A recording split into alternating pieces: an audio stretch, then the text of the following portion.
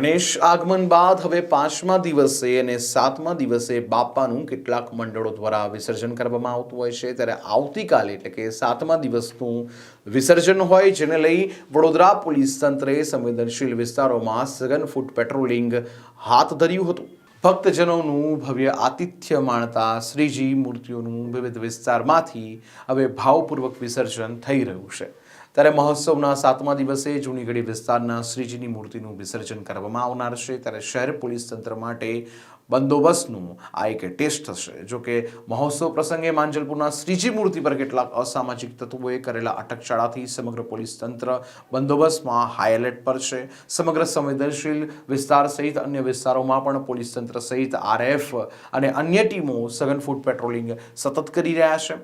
શ્રીજી મૂર્તિના આગમન ટાણે જે પાણીગેટ વિસ્તારમાંથી માંજલપુરની શ્રીજીની મૂર્તિ સાથે ભક્તજનોને આયોજકો પસાર થઈ રહ્યા હતા, ત્યારે કેટલાક અસામાજિક તત્વોએ શ્રીજીની મૂર્તિની જે સવારી હતી એના પર ઈંડાનો મારો ચલાવ્યો હતો, જેના પરિણામે વાતાવરણ તંગ બન્યું હતું અને આ બનાવના ઘેરા પ્રત્યાઘાત પણ સમગ્ર શહેર સહિત ગુજરાતમાં પડ્યા હતા।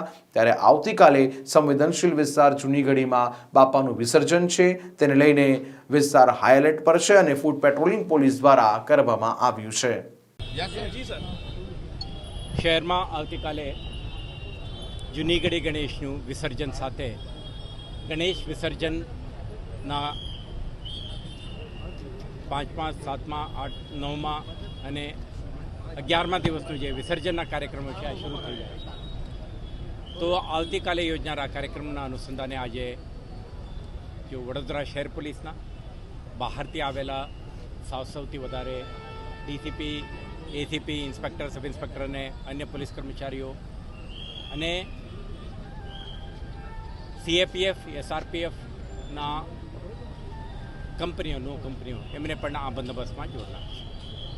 આજે સબ ઇન્સ્પેક્ટરે બહુ રેન્કના અધિકારીઓને એક ડિટેલ્ડ બ્રીફિંગ સેશન પણ રાખી હતી। તેઓને ત્યાંના પ્રોફાઇલ, જુદા જુદા ગણેશ પંડાલો અંગેનું જાણકારી, રૂટ અને તેને સંવેદનશીલતા અને કરવાની થતી કામગીરી અંગે વિસ્તૃત સૂચના આપી છે।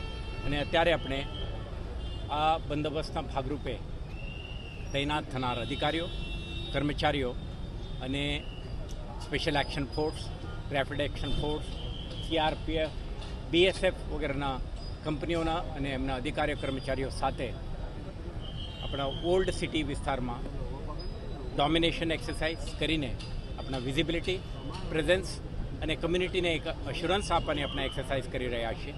તમે આ જોઈ શકશો કે ફૂલ્લી એક્વિપ્ડ અને ફૂલ્લી પ્રિપેર્ડ પોલીસ ટીમ અને અધિકારીઓ આજે માંડવીથી ગેંડા સર્કલ, પાણી ગેટ્સ અને ચાંપાનેર અને લહેરીપુરા ગેટ સુધી આપણા ફૂટ પેટ્રોલિંગ કરીને આ એક્સરસાઇઝ કરવાના છે। તો શહેરજનોને આપણા મારફતે કહેવા માંગીએ છીએ કે શહેર પોલીસ સતર્ક અને વિજિલન્ટ છે, દરેક જગ્યાએ આપણા હાજરી રહેશે અને આપણા પ્રયાસ રહેશે આપણા સાથ અને સહકારથી આ મહત્ત્વપૂર્ણ જવાબદારી આપણે અદા કરીશું। આવતીકાલના જે શ્રીજી ગણેશ વિસર્જનની જે મહત્ત્વનું આયોજન છે, આયોજકો, ભક્તજનો, શ્રદ્ધાળુઓ, એમના વોલેન્ટિયર્સ અને પોલીસ સંકલિત પ્રયાસથી શાંતિપૂર્ણ માહોલમાં સંપન્ન કરાવશે। અત્યારે તમે જોઈ શકશો આ એક્સરસાઇઝને।